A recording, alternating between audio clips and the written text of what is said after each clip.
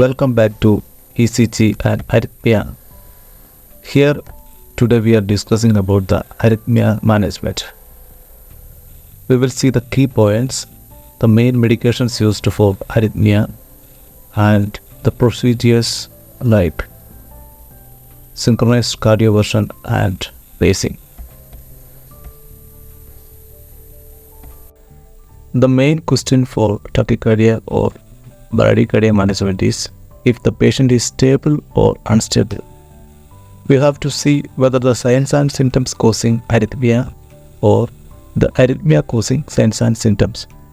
The question is the arrhythmia causing hysteria?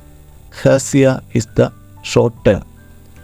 H stands for hypotension, A stands for acute altered mental status, S stands for signs of shock, I for ischemic chest discomfort, and A for acute heart failure.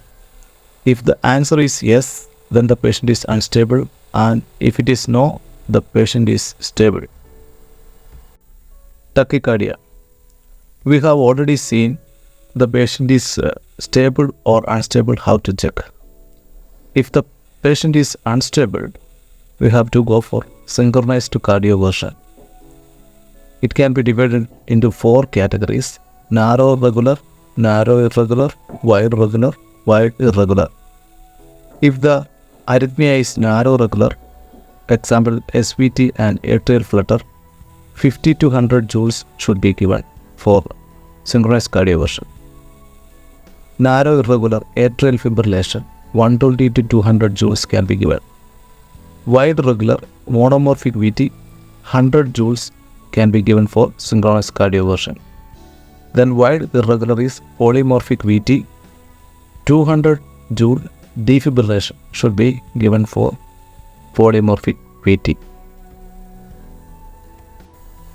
If the patient is stable, monitor and observe and medical management. Here also we will categorize into wide QRS or narrow QRS. For wide QRS, monomorphic regular adenosine can be given and antiarrhythmic infusion can be started with expert consultation. For narrow complex, regular tachycardia like SVT, adenosine can be given. Then beta blocker, calcium channel blocker with expert consultation should be considered. Same like tachycardia management, in bradycardia, the question is stable or unstable. If the patient is unstable, then atropine 0.5 mg bolus, repeat every 3 to 5 minutes, maximum is 3 mg. Transcutaneous pacing, dopamine infusion 2 to 20 microgram per kg per minute, adrenaline infusion 2 to 10 microgram per minute, expert consultation and transvenous pacing. For stable patient, just monitor and observe. Now let us see the steps of synchronized cardioversion. First step is to turn on the defibrillator. Then attach monitor leads to the patient. Then press sync mode. It will be shown in the top. You have to press the sync mode and you have to see the markers on R wave indicating sync mode is on. Then select appropriate energy level. We have already seen the charts. Then 5, we have to say clear. We have to make sure that everybody is clear. Then you have to charge the button and press shock. Now let us see the steps of transcutaneous pacing. First step is to place the pacing electrodes on the chest as shown in the figure. Second, turn the pacer on. Then set demand rate approximately 60. The last step is set the current milliampere output 2 milliampere above the dose. Now let us discuss about some common arrhythmias, their management and the key points. Now let us see some common arrhythmias and the key point in managing those kind of arrhythmias. First one is asystole.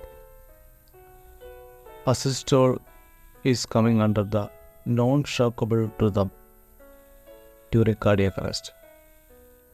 We have to see the flatline protocol as discussed in earlier part. CPR and chest compressions for 2 minutes we have to do and then reassess. Injection adrenaline 1 mg every 3 to 5 minutes is the key medication for asystole management. Cardiac arrest algorithm and post-resuscitation care will be discussed in detail later on. Here in VF, we will go to the cardiac arrest algorithm, shockable rhythms. Defibrillation of 200 joules or 360 joules is the treatment. 200 joules for the biphasic and 360 joules for the monophasic defibrillator. Adrenaline 1 mg every 3 to 5 minutes to be given, and antiarrhythmic medications like amiodarone and lidocaine should be considered. Here cardiac arrest algorithm for shockable rhythm. Defibrillation 200 joule per 360 joules. Adrenaline 1 mg every 3 to 5 minutes and antiarrhythmic medications like amiodarone and lidocaine. For any ventricular tachycardia, we have to see the pulse first. If the pulse is absent, it is coming under the pulseless VT cardiac arrest algorithm shockable.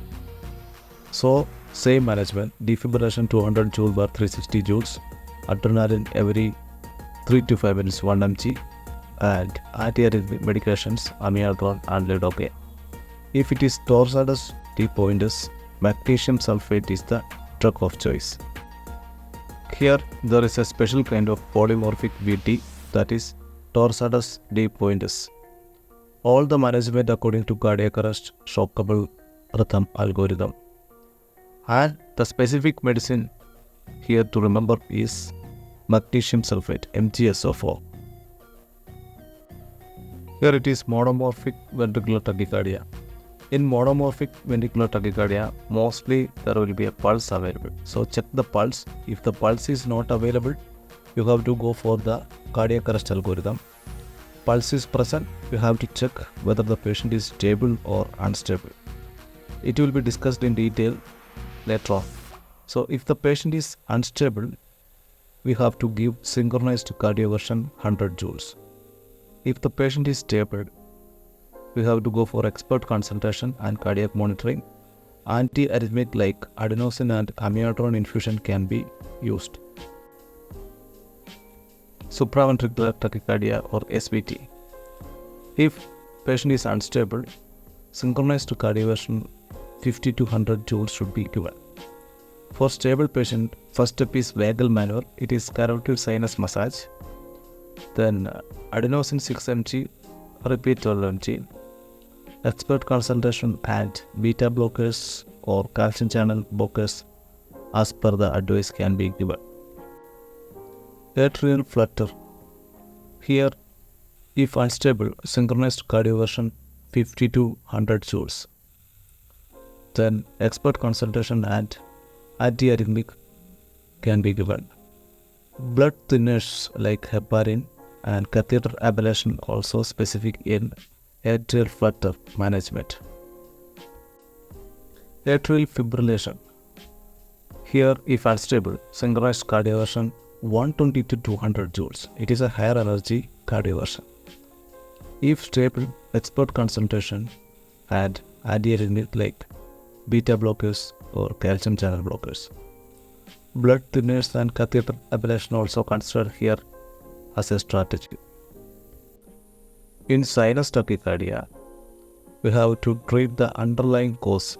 For example, if it is fever or pain, we have to treat that sign and symptom. Then monitor and observe the patient. Sinus bradycardia. Same like sinus tachycardia, if stable, monitor and observe the patient for signs and symptoms.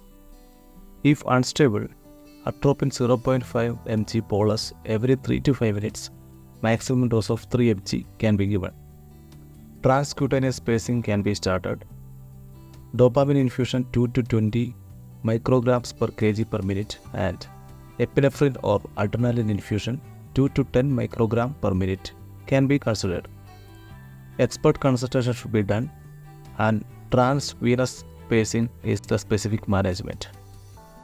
First degree AV block. Here the management is same as bradycardia algorithm. Check the patient stable or unstable and start the medication as per the bradycardia management. Pacing will be the treatment. Here also the management is same as bradycardia management. Pacing will be considered as a specific management strategy. In second degree type 2 block and complete heart block, atropine will be least effective or not likely to be effective. So everything else is same as bradycardia management, but atropine is not likely to be effective here. Here also atropine is not effective. All management is same as bradycardia management strategies. Left and right bundle branch blocks. Here pacing is the specific strategy. Left and right bundle branch blocks. Here pacing is the specific strategy. Myocardial infarction or MI. Monotherapy is the morphine, oxygen, nitroglycerin and aspirin therapy. In ST elevation MI or STEMI, fibrinolytic therapy should be considered at angiogram and PTCA done in cath lab. Door to needle time for fibrinolytic therapy is 30 minutes and door to balloon time for angiogram and PTCA is 90 minutes. In STEMI or low risk acute coronary syndromes, adjunctive therapy can be considered like heparin, and expert consultation is the key.